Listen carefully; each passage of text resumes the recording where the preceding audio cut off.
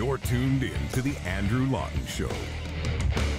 Welcome back to The Andrew Lawton Show. You may remember a couple of weeks ago, we did a panel on this very show talking about the federal government's so-called just transition, and we decided to tell the other side of the story and shine a light on the work that the oil and gas sector is doing to achieve what the government says are its stated objectives at reducing the almighty emission tally that is one of the things that Canada has committed us to doing as a country with the Paris Agreement and now with the Glasgow Agreement. And I've had some great feedback from listeners and viewers of that panel, amazed that all of these evil, scary oil and gas companies were doing all these things that you just never hear about in the mainstream media.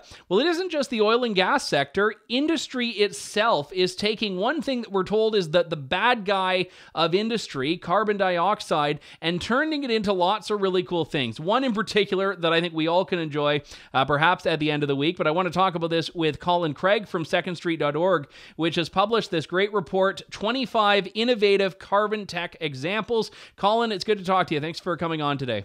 Well, thanks for having me, Andrew.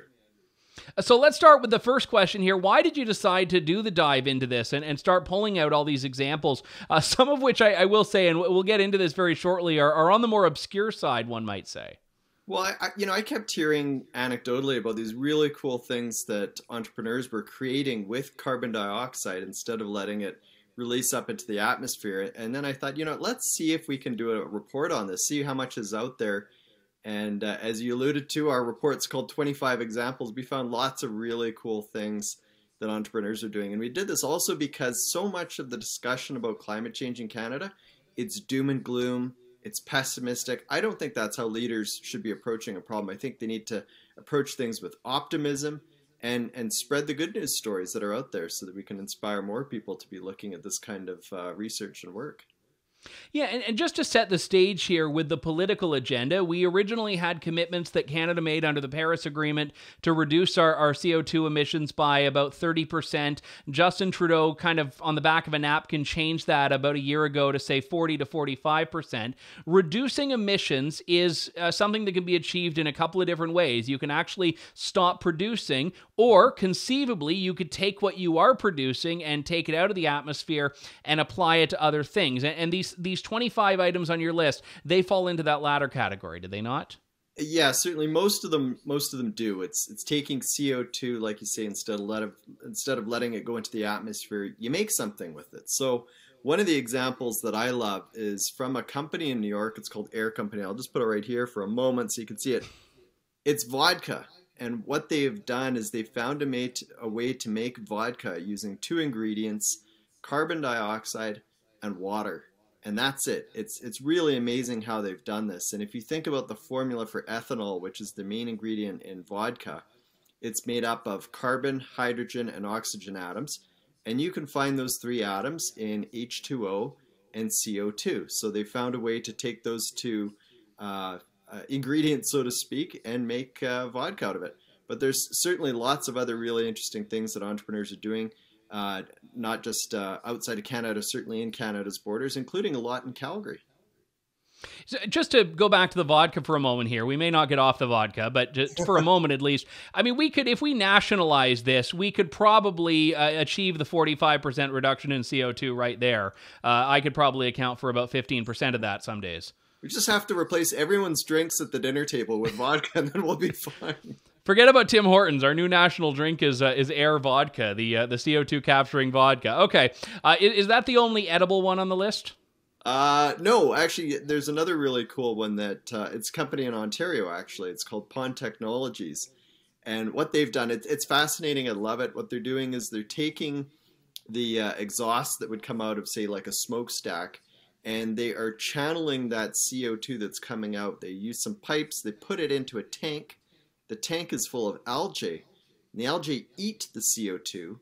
For lack of a better words, I'm not a chemist, but they basically consume it. They're able to grow, and then eventually what that company does is it processes the algae, and then they can turn it into all kinds of different products. They're trying to turn it into biofuels, bioplastics, nutraceuticals, and then including one ingredient, phycocyanate, I believe is how you pronounce it, and it's basically blue food coloring. So that blue food coloring is used in things like M&Ms. So that's another great example. I guess we'll have vodka to drink, we'll have blue M&Ms for dinner, and then we're going to solve climate change. You know, it's funny because obviously these are just a couple of novel examples here, and I don't think we'll go through the whole list of 25. We'll post a link to it here, but there are some that are pretty critical items. You've got batteries that are in here. You've got bioplastics as well. I mean, we always hear about how packaging is supposed to be the great nemesis of environmental concerns. Well, here's a way to kill two birds with one stone right there. Start using CO2 in the production of packaging.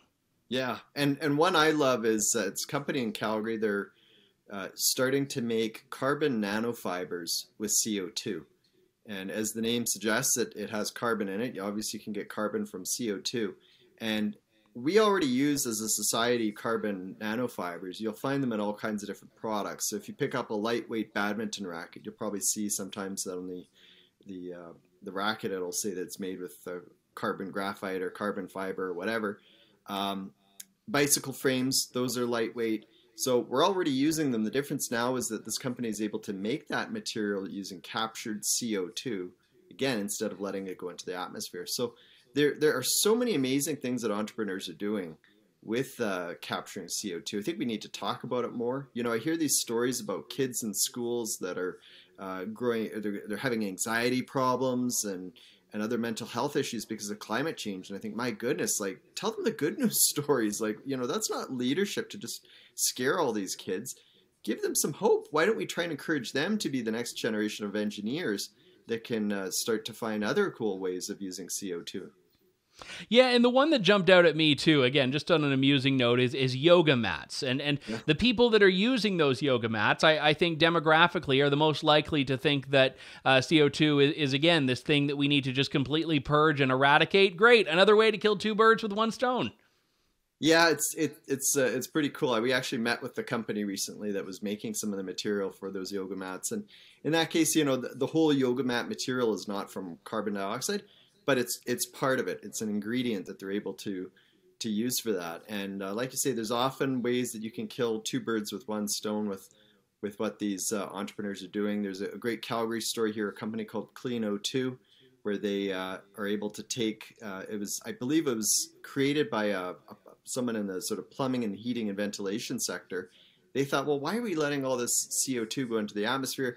Let's capture it. And they found a way to capture it and create a product that's used for soap. So you can use soap that's made from CO2. And the thing I like about this is that you have politicians often using the word pollution, and they're really trying to demonize the word carbon dioxide and carbon. And it's, you know, entrepreneurs are kind of looking at it a little bit more level-headed, and they're saying, well, wait a second.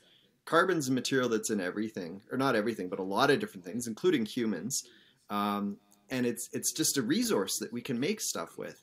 So I think entrepreneurs are the ones who are really taking the leadership role in the issue of climate change and reducing emissions, rather than politicians that so often are flying off the handle. They're using, inflammatory language in that. So, you know, in our policy brief, we talk about all kinds of different things, including, as you talked about at the beginning of your show, just people in the oil and gas industry being really supportive of this sector.